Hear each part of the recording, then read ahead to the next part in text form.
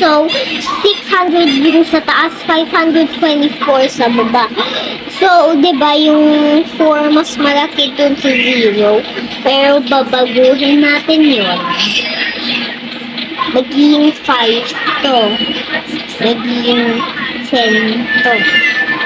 Magiging 9. Magiging 10.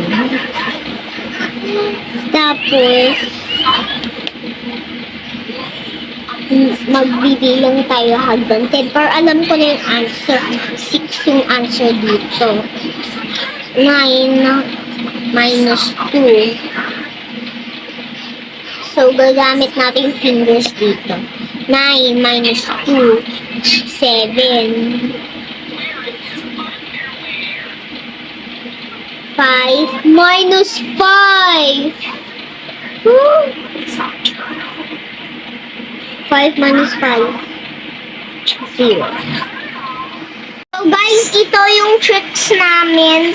Nagpatulong kami sa Facebook. Nakita naman namin.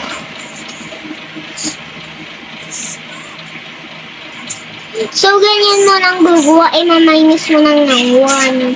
Pero, ma-minus mo din yung sagot dito.